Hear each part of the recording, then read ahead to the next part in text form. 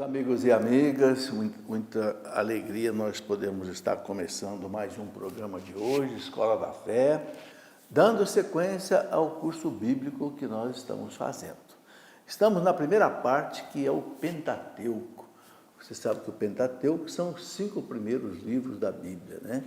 Gênesis, Êxodo, Número, Levítico e Deuteronômio. Estamos estudando o Gênesis, que é um livro muito importante.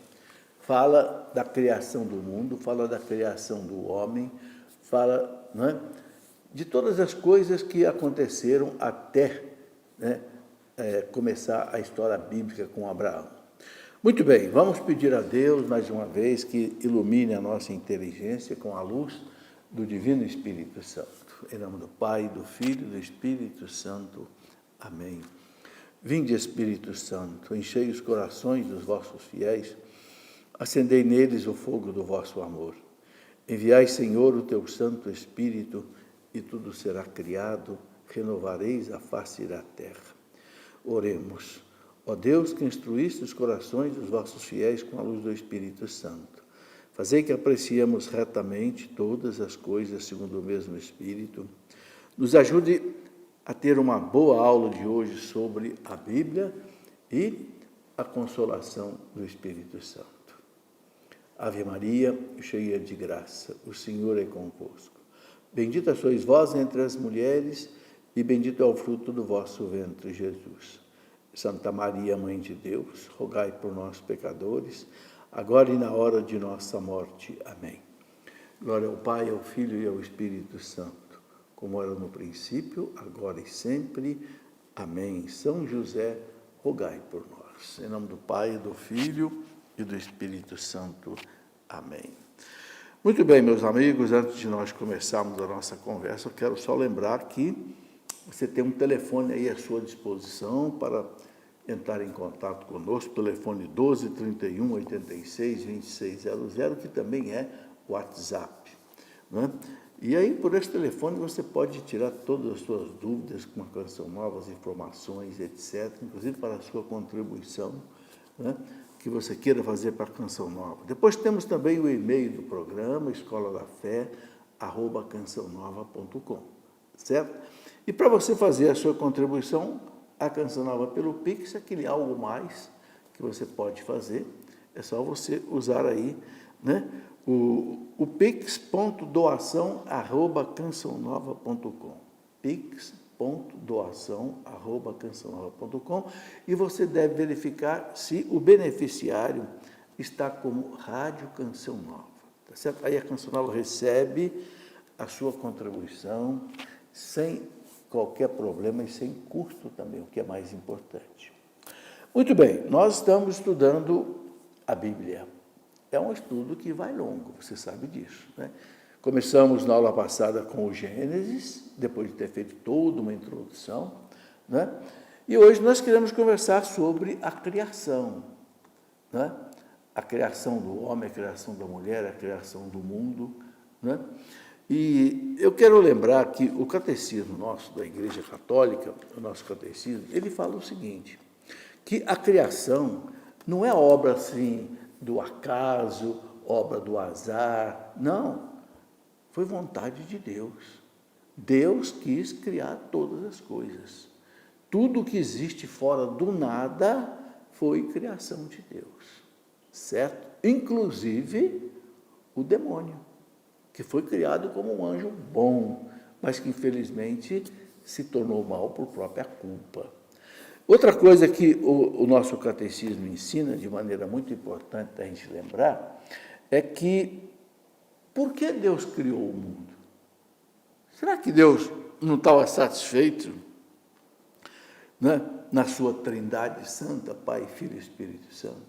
O catecismo responde, Deus criou o mundo para manifestar a sua glória, para mostrar a nós a sua grandeza, a sua beleza, a sua sabedoria, porque tudo que Deus criou, você percebe, foi feito com sabedoria, com perfeição, com leis, né? Então, São Tomás de Aquino tem aquela frase bonita dele, que ele diz assim, aberta a mão de Deus, pela chave do amor, as criaturas surgiram. Olha que bonito, né? Então, a criação tem um destino. Esse destino é dar glória a Deus, louvar a Deus, principalmente o homem e a mulher, que são os únicos seres que têm inteligência, liberdade, vontade, memória, né? Sabe que existe, né?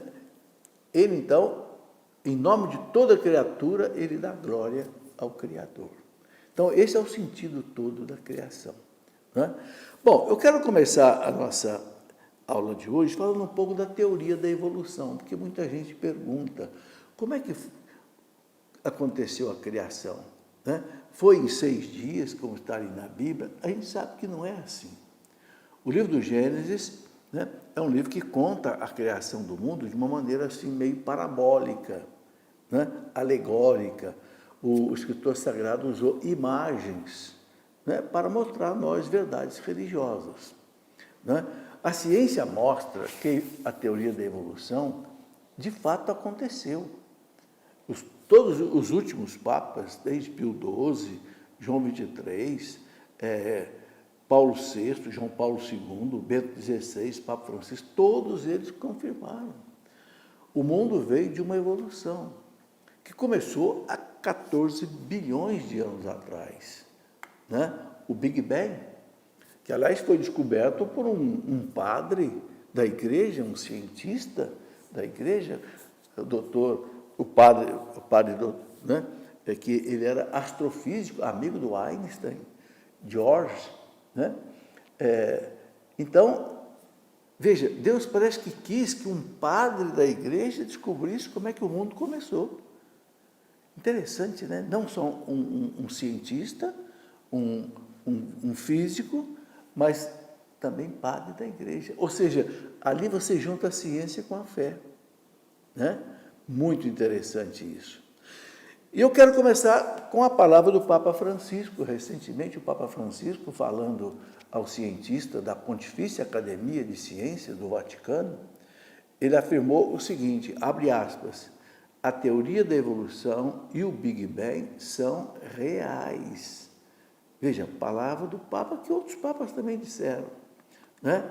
E ele criticou a interpretação das pessoas que leem o Gênesis achando que Deus tem agido assim como um mago com uma varinha mágica, ou seja, uma varinha mágica que em 6 dias criou todas as coisas. Não. Né? Isso é o chamado criacionismo. As pessoas que acreditam assim, a igreja não acredita nisso. A igreja acredita que houve uma evolução de 14 bilhões de anos. Por que demorou tanto tempo assim? Eu, como físico, tive a oportunidade de estudar um pouco mais de perto isso, mais profundamente isso. Quando o mundo começou, você tem lá no Gênesis, na primeira palavra que diz assim, Deus disse, faça-se a luz. Fiat lux. Então, o Big Bang ele foi um fluxo de luz, energia pura, né? Mas numa temperatura de bilhões de graus, inimaginável. E esse gás foi se esfriando com o tempo. Passaram bilhões de anos. E através de uma partícula, né, chamada bóson de Higgs, que a imprensa chamou de a partícula de Deus, uma partícula física, uma micropartícula, que ela transforma energia em massa. Então foram surgindo os corpos celestes.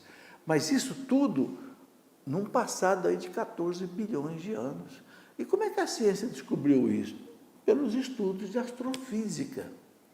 Houve um astrofísico americano chamado Hubble, né, que ele descobriu que o universo estava abrindo cada vez mais e continua abrindo.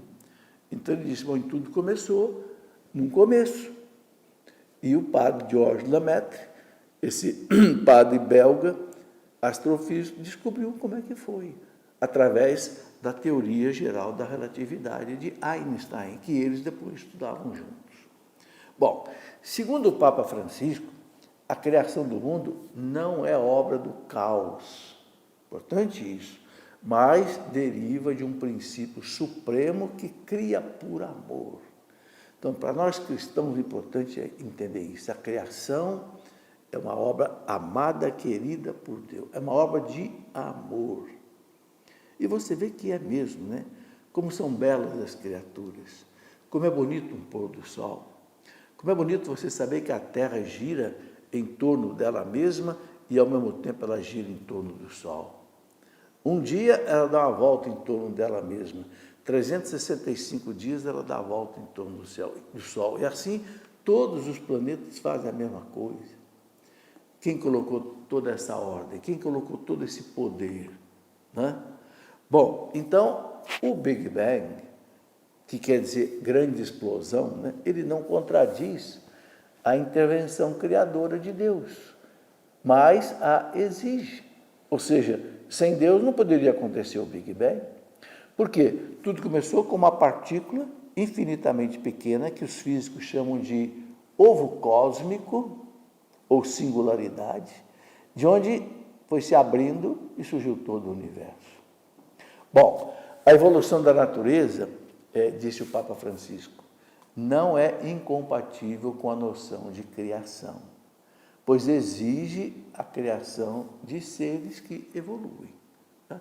Então, veja que a igreja, ela acompanha a ciência. A igreja defende aquilo que é a parte religiosa, mas a parte da ciência é da ciência. Né?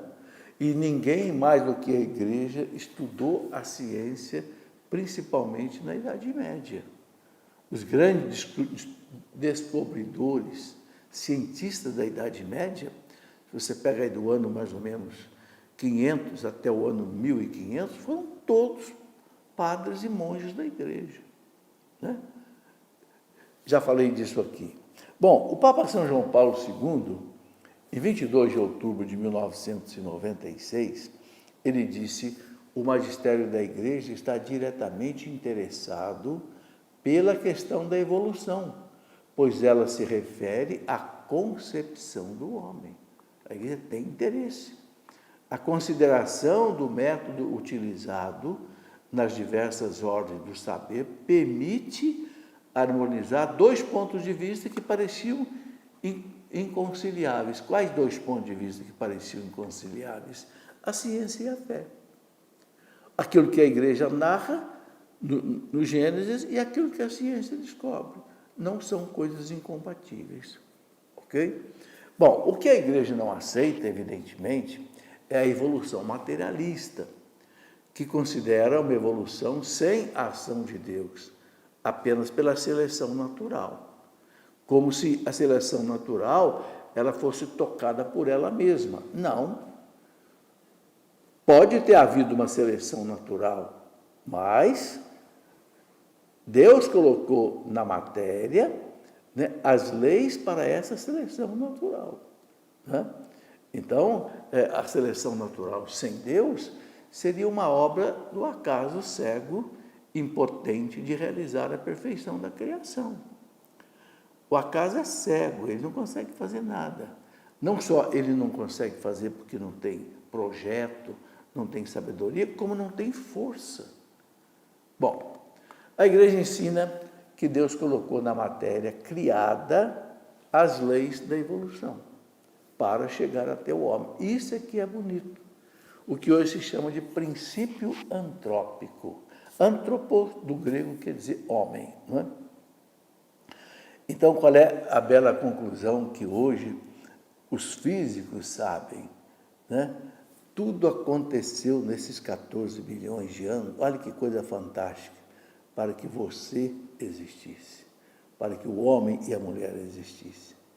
Se nesta evolução de 14 bilhões de anos, quem estuda o Big Bang sabe isso, se houvesse um mínimo de coisas diferentes, nós não estaríamos aqui hoje. O mundo não seria o que é. Se as leis, por exemplo, da gravitação universal, as leis do magnetismo, as leis da eletricidade, fossem diferentes, nada do que existe hoje teria existido. Então, aí você vê que realmente um poder conduziu tudo, uma mão conduziu tudo, uma vontade conduziu tudo, uma sabedoria guiou tudo, né? Então, lembrar o seguinte, o corpo humano, ele é fruto da evolução da matéria, mas a alma não. Presta atenção nisso aqui. Nós somos formados de corpo e de alma. O catecismo fala, corpus et anima unus. Corpo e alma unidos. O corpo veio da evolução, a alma não. A alma, que é imagem e semelhança de Deus, é criada diretamente por Deus e colocada no homem. Isso hoje acontece na hora da concepção.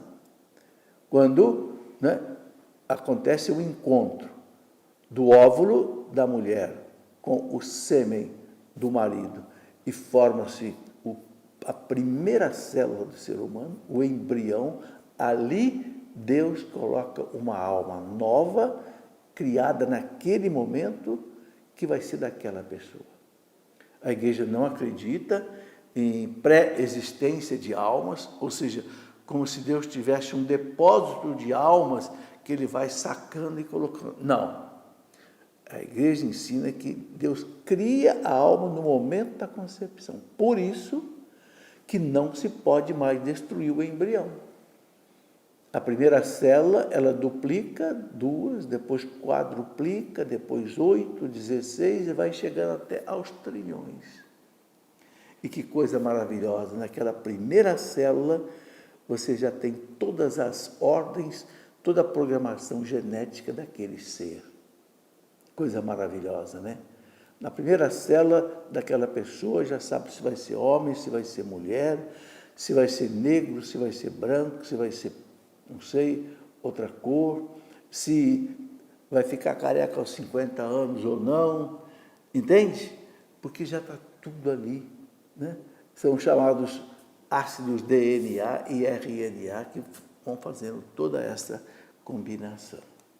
Bom, para cada pessoa humana gerada, Deus cria uma alma nova, a sua imagem e semelhança. É isso que nos faz imagem e semelhança de Deus. Não é o corpo, é a alma, porque é na alma que estão todas aquelas faculdades que só Deus tem e que nos deu, em parte, inteligência, liberdade, vontade, memória, consciência, capacidade de amar, cantar, chorar, tocar piano, tocar música, entendeu? Que os animais não têm. Está na alma.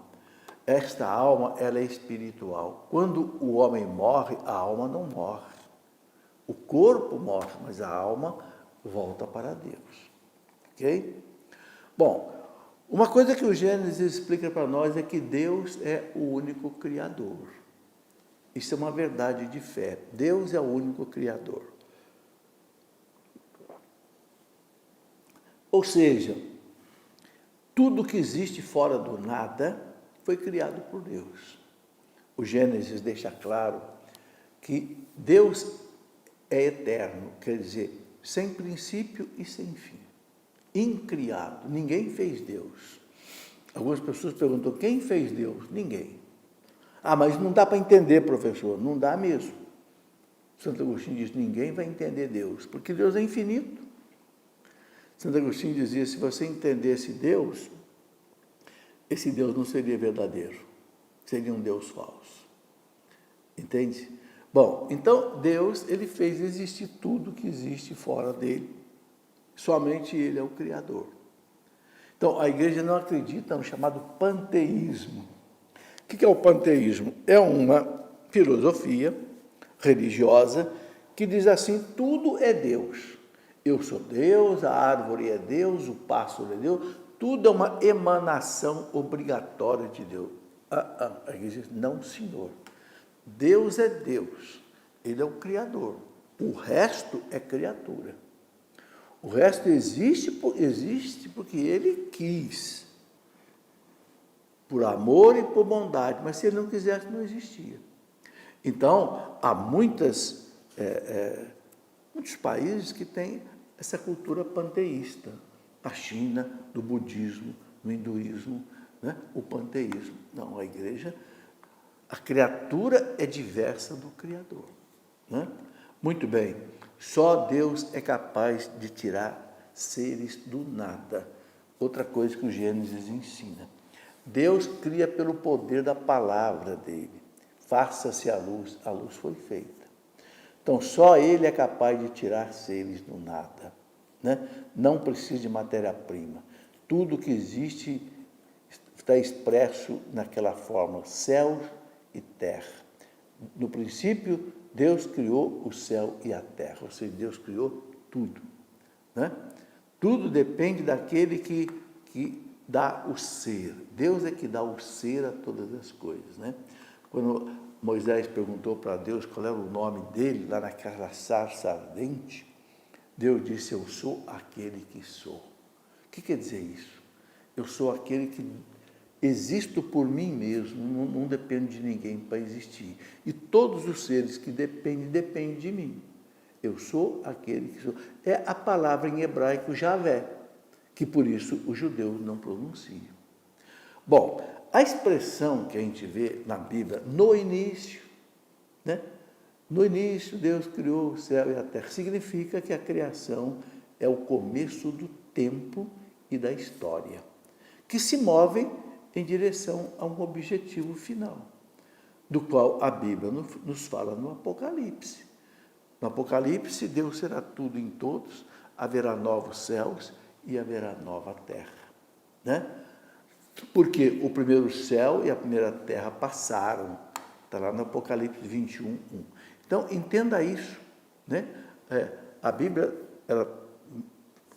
o Gênesis mostra um começo e uma meta, né, da criação. É interessante, dá para destacar aqui um ponto da Bíblia, no segundo livro dos Macabeus, capítulo 7, no versículo 28, aquela mãe, né, de 7 filhos macabeus, que foram martirizados, né? Na hora do martírio de um dos filhos, ela disse, peço-lhe, meu filho, que olhes para o céu e para a terra, reflete bem, tudo o que vês, Deus criou a partir do nada. Olha que interessante, já lá no Antigo Testamento, o livro de Macabeus é escrito mais ou menos aí uns 150 anos antes de Cristo. Ele já tinha essa crença, Deus criou a partir do nada, ou seja, Deus tem todo o poder. Deus criou todas as coisas e também fez a separação e a ordem dos alimentos da natureza. Né? Aquela força do Espírito de Deus que pairava sobre as águas, Gênesis 1, 2, significa o quê? Deus foi criando os seres, foi fazendo a separação. A gente vai vendo na leitura daqueles 7 dias, né? Deus cria a luz, depois vai criando outros seres, cria, né, o reino mineral, depois o reino vegetal, o reino animal e, por fim, Deus cria o homem. Mostra a presença do poder amoroso de Deus, que penetra o mundo ainda em desordem. Né? E nós encontramos uma frase que se repetirá 5 vezes ao longo desta criação. Essa frase é muito bonita. E Deus viu que tudo era bom. Está lá em Gênesis, capítulo 1, versículo 10, 12, 18, 25 e 31. Deus repete 5 vezes. E Deus viu que era bom. Isso significa que tudo que Deus criou é bom, porque tem a sua marca e participa da sua bondade, que fica na criatura. Né? Os elementos criados por Deus, eles são apresentados numa ordem crescente de dignidade, de acordo com a cultura da época, como eu falei. Primeiro Deus criou o reino vegetal, né, as estrelas, depois o reino animal, e por fim a criação do homem. Então toda a criação, perfeitamente organizada, nos convida a contemplar e louvar o Criador. Está aí. Deus se manifesta através da sua criação. Né? A liturgia reza, o céu e a terra proclamam a vossa glória. O salmista diz, narram os céus a glória de Deus, e o firmamento anuncia a obra das suas mãos. Está aí. Né? A própria criação revela tudo. Bom, depois Deus cria então o homem e a mulher, que vão ser o coroamento da criação, o rei da criação, porque criado à imagem e semelhança de Deus. Está lá em Gênesis 1, 26. Né? Façamos o homem à nossa imagem e semelhança. Os santos doutores da igreja veem nesse façamos, no plural, exatamente a Trindade Santa. Né? Então, esta semelhança entre Deus e o homem, como eu já falei, não é uma semelhança física, é a semelhança que está na alma imortal, que é dotada de todas as faculdades, inteligência, liberdade, vontade, memória, consciência, etc. Né? E essa semelhança com Deus revela exatamente a condição espiritual do homem e a sua participação na natureza divina. São Pedro fala que nós participamos da natureza divina. Tá? Segunda carta de São Pedro, capítulo 1, versículo 4. Né? Pela graça de Deus.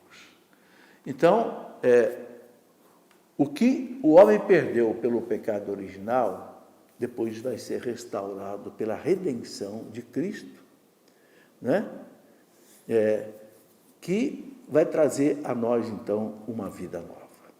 Eu quero rapidamente mostrar a você, né, os livros que você pode estudar isso.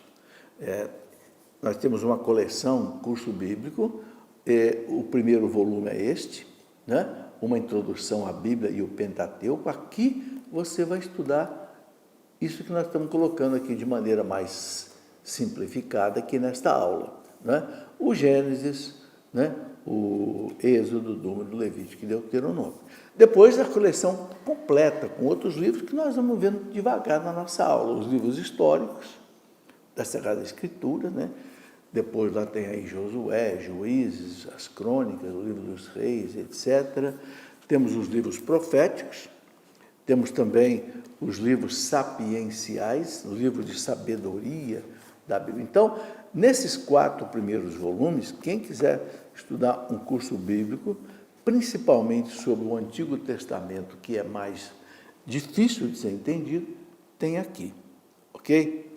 Bom, eu quero também mostrar este livro que nos ajuda a preparação para o Natal. A luz brilhou nas trevas. Esse livro não é só para explicar os símbolos do Natal, também isso, mas aqui eu coloco 10 reflexões profundas de santos doutores da igreja sobre a redenção da humanidade. O sentido profundo do Natal. Por que houve a encarnação do Verbo? O que está atrás disso? Né? Onde é que Deus queria chegar? Né? Então, é uma reflexão profunda sobre esta realidade. Muito bem, vamos em frente aqui com a nossa conversa. Eu estava falando, né, que Deus, então, nos fez a sua imagem e semelhança, e os santos doutores da igreja dizem que isto dá ao homem uma condição espiritual de participação na natureza divina. Né? Segunda carta de São Pedro, capítulo 1, versículo 4, ele fala isso. É uma coisa maravilhosa. Por que Deus pode habitar em nós? Né? Deus habita em nós quando a gente está em estado de graça. Porque nós temos essa condição espiritual de ser criado à imagem e semelhança de Deus. Né? Esses dias me fizeram uma pergunta que eu achei interessante. Estão pesquisando, né? Você vê essas pesquisas modernas que se fazem aí cada vez mais avançadas, com robôs, com teleguiados, etc, etc. Alguém me perguntou se um dia um robô pode chegar a ter uma alma humana. Claro que não. O robô pode chegar a uma perfeição robótica, né? Extremamente aperfeiçoada, na tal inteligência artificial, mas ter uma alma humana, imagem e semelhança de Deus, jamais. Isso só Deus pode criar. Mas olha, eu já tenho lido artigos na internet de gente dizendo isso. Um dia nós podemos ter um robô que tem uma alma humana, uma inteligência humana que vai dominar o ser humano. Espera aí, vamos devagar, porque, como diz o povo, né? O santo é de barro. Né? Criar uma alma como nós temos, só Deus pode fazer.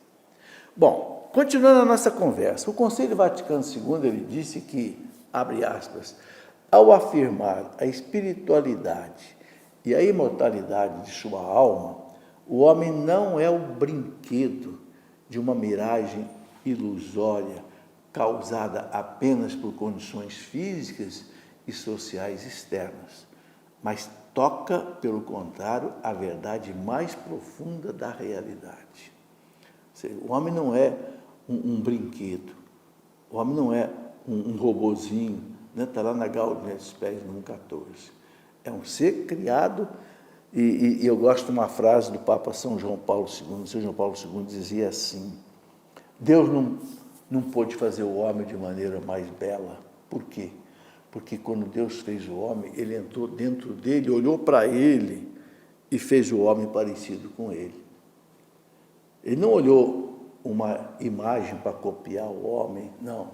Ele olhou para ele. Olha que grandeza nós temos. Isso é muito importante a gente pensar, né? Bom, e Deus fez a mulher, tirada do homem. Significa que ela tem a mesma dignidade do homem, né? Então, o homem descobre na mulher aquela ajuda adequada. Lá no Gênesis 2, 18 e 20, Deus disse para o Adão assim, né? Não é bom que o homem esteja só. Eu vou lhe dar uma ajuda adequada, né? Então, o Gênesis repete essa expressão duas vezes, uma companheira, uma ajuda adequada, que Deus queria dar a ele. Agora, a criação do ser humano está completa.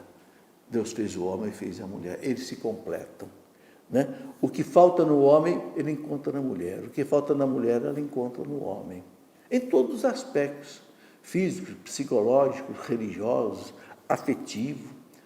O homem é de um jeito, a mulher é de outro jeito. O homem ele é mais assim objetivo, mais matemático, a mulher é mais sensitiva, subjetiva. E tudo isso é importante. Como dizia o Papa Paulo VI, né? O homem tem um primado, talvez, da razão, mas a mulher tem um primado do coração. Qual é mais importante? Né? O Blaise Pascal dizia: o coração tem razão que a própria razão desconhece, né? Então está aí, não é bom que o homem esteja só. Esse é realmente, quando Adão viu ali Eva e ficou feliz, ele disse aquilo que está lá no Gênesis 2:23, né? Agora sim, agora eu tenho alguém que é osso dos meus ossos, a carne da minha carne, e vai se chamar mulher. Deu o nome de mulher a ela porque mulher no hebraico é o feminino de homem. Homem no hebraico é Ish, I-S-H, mulher é I-S-H-A. Ele já tinha dado nome a todos os animais, né? Porque dar nome na Bíblia significa tomar posse, né?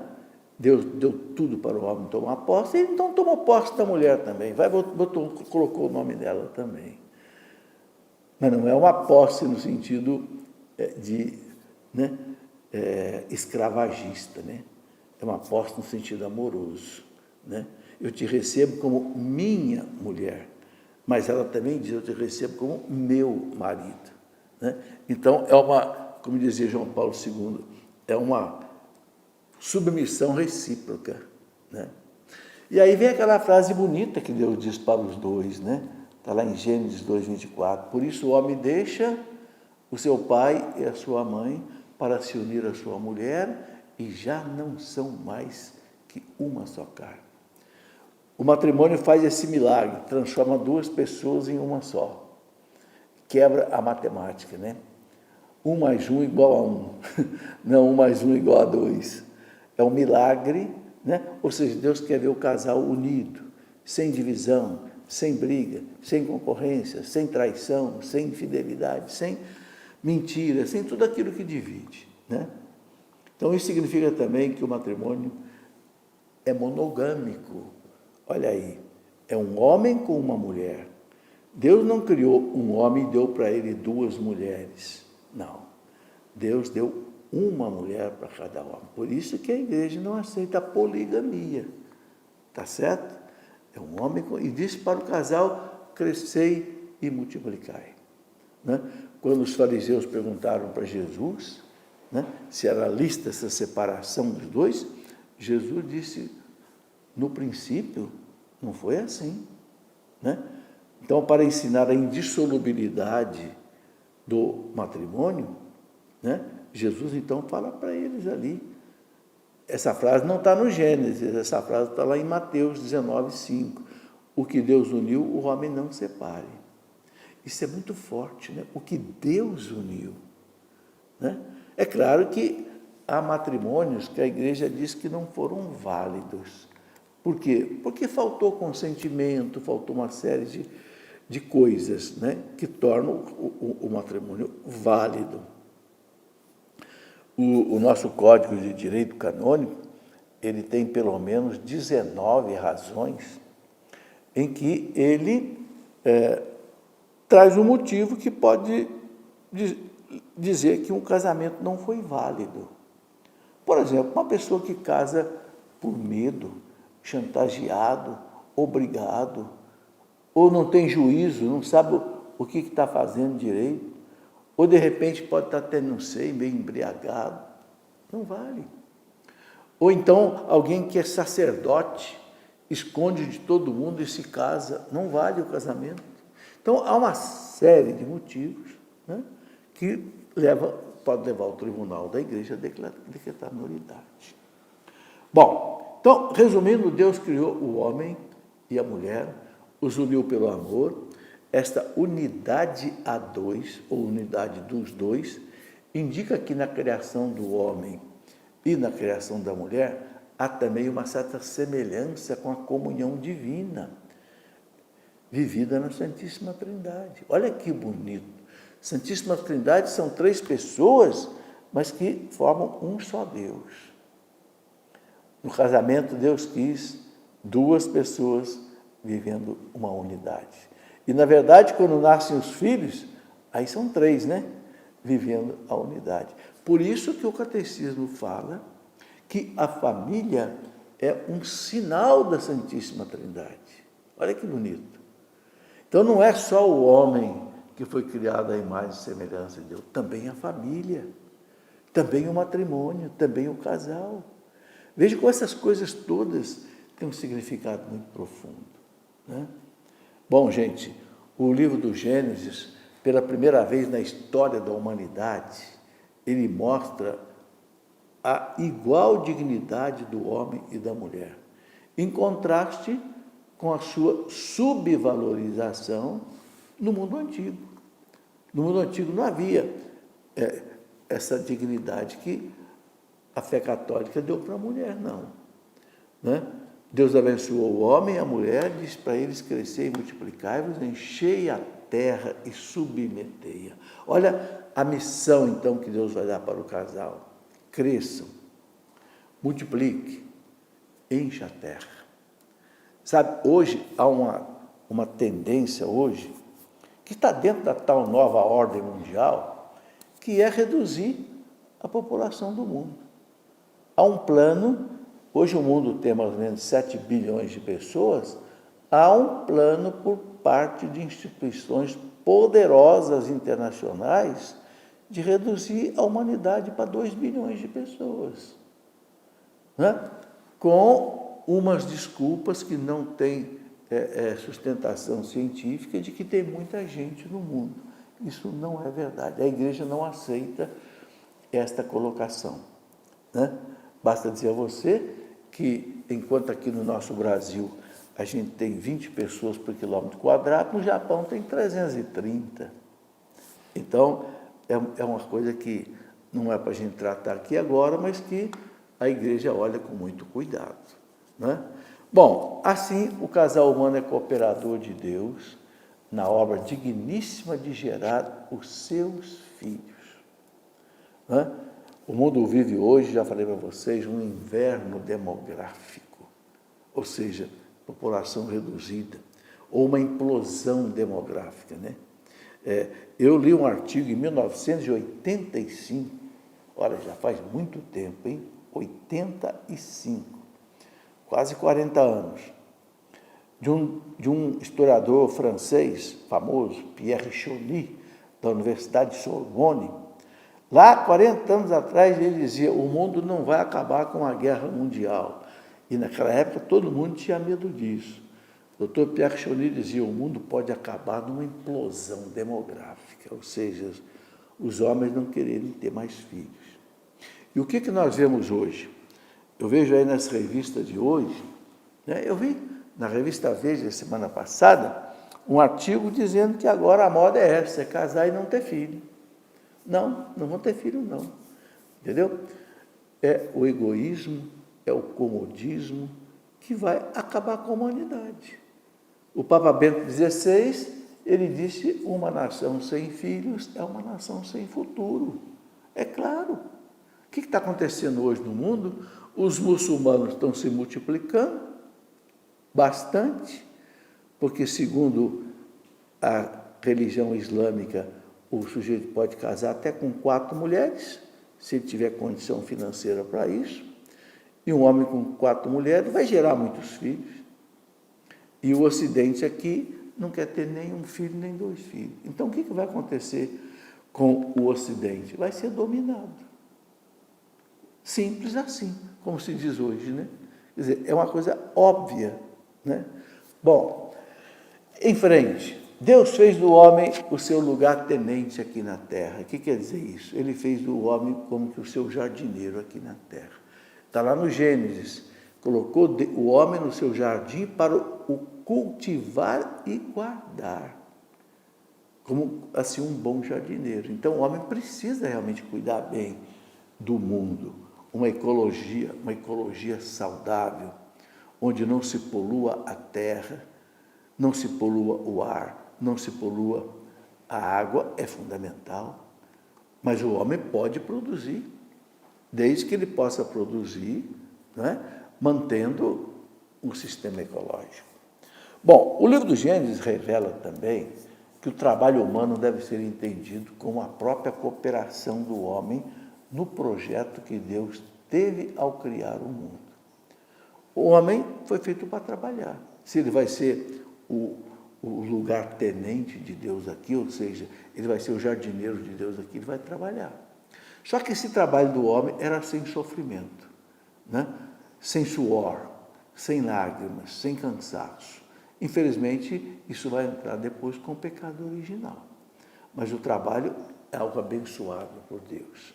Depois do pecado original, a gente sabe que o trabalho passou a ser um meio de redenção do homem, não como um castigo de Deus.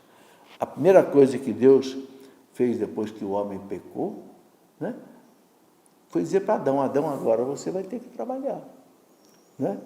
Porque a terra não era para produzir espinhos, abrolhos, mas por causa do seu pecado, a terra passou a produzir. Isso aí nós vamos estudar numa outra aula, que nós vamos analisar o pecado original, né? Por ora, eu quero dizer que o trabalho é um meio para desenvolver a própria personalidade, sustentar a família, contribuir para a melhoria da sociedade e servir aos irmãos. Então, a importância do trabalho é destacada no Gênesis com muita propriedade. Eu acho muito bonito que o São José Maria Escrivá de Balaguer, que fundou a prelazia do Opus Dei, ele centrou toda a espiritualidade, não é, do Opus Dei no trabalho, né? Ele dizia, o trabalho santifica o homem e o homem santifica o trabalho. Tudo que nós precisamos vem do trabalho de alguém. É importante a gente refletir isso. Tudo que nós temos e fazemos vem do trabalho de alguém. A comida que você come, alguém plantou, alguém colheu, alguém armazenou, alguém transportou, alguém vendeu, tá certo? E você comprou, alguém cozinhou, alguém colocou na mesa. Olha quanto trabalho existe só para você se alimentar. A roupa que você usa, os óculos que você enxerga, quem é que fez tudo isso? O trabalho do homem. Então, realmente, o trabalho é algo importantíssimo que o Gênesis mostra para nós, né? Deus disse para Adão: você vai ganhar o pão de cada dia com o suor do teu rosto. Por isso que Deus não quer a ociosidade.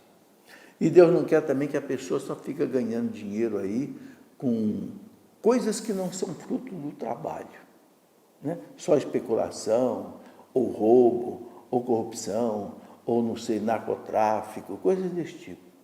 Não, o homem, ele se sustenta pelo seu trabalho. Essa é a lei de Deus, ok? Cabe ao homem agir no mundo criado através do seu trabalho. O salmista diz, não é?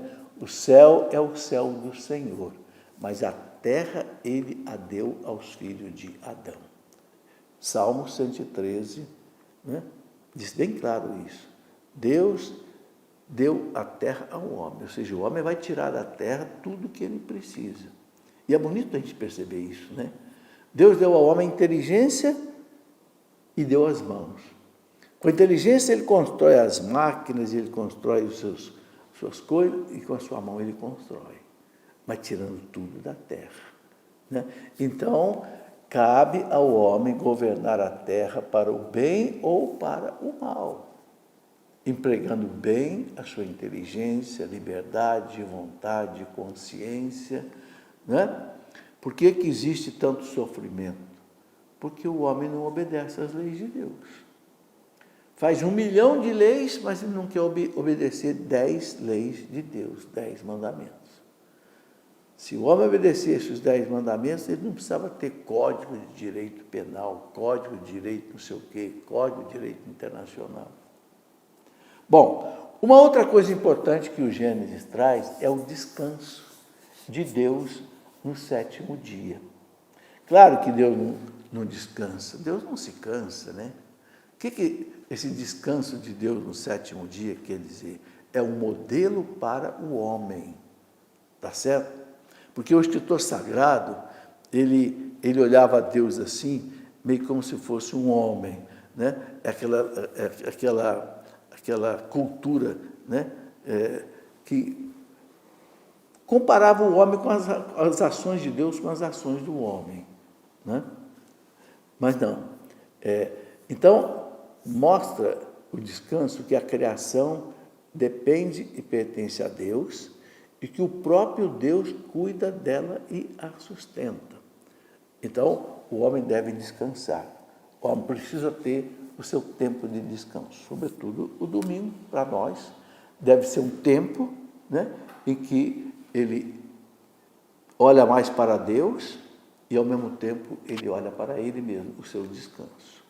O descanso do 7º dia, o catecismo ensina que é uma antecipação do descanso e da alegria definitiva depois que o homem passar por esse mundo, né? Lá na carta que o Papa João Paulo II escreveu, Dies Domini, sobre o domingo, o Papa João Paulo II coloca isso, que o descanso do domingo, o 7º dia, é como que uma antecipação do descanso e da alegria eternas que um dia nós teremos.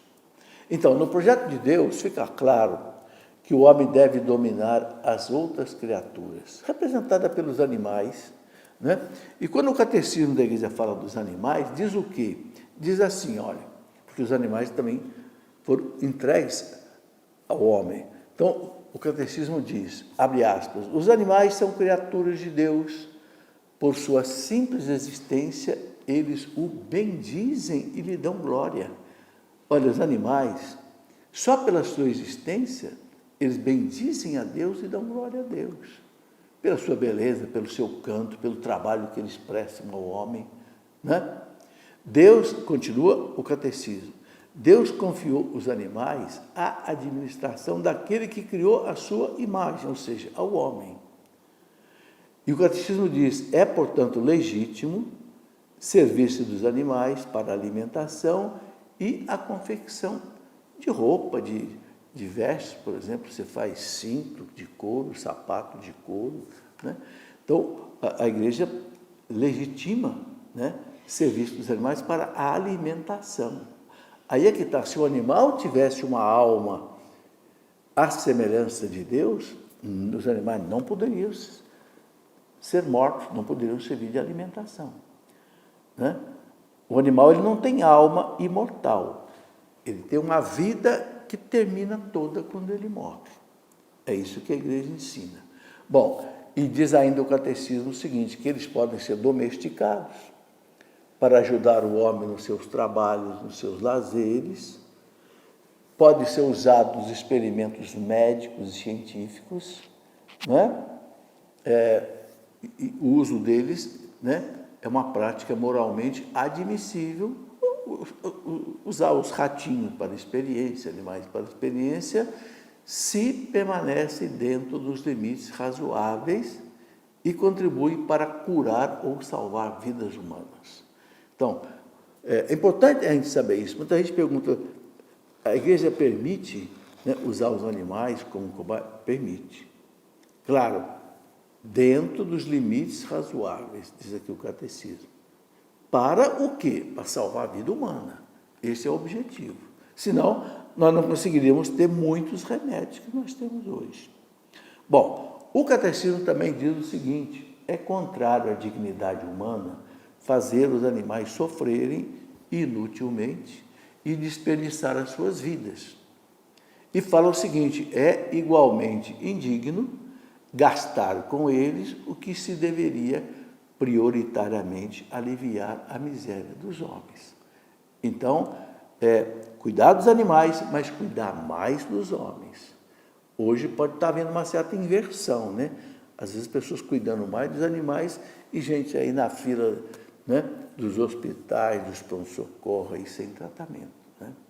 Bom, então pode-se amar os animais, porém não se deve orientar para eles, diz o catecismo, o afeto devido exclusivamente às pessoas.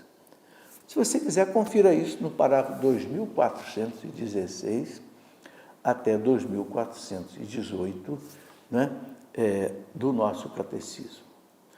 Muito bem, aqui então nós encerramos essa aula de hoje sobre a criação e nós vamos continuar esse estudo na próxima aula, se Deus quiser. Um grande abraço, peço aos sacerdotes e diáconos que nos deem a sua bênção para nós encerrarmos este programa. A nossa proteção está no nome do Senhor, que fez o céu e a terra. Em nome do Pai, do Filho e do Espírito Santo. Amém.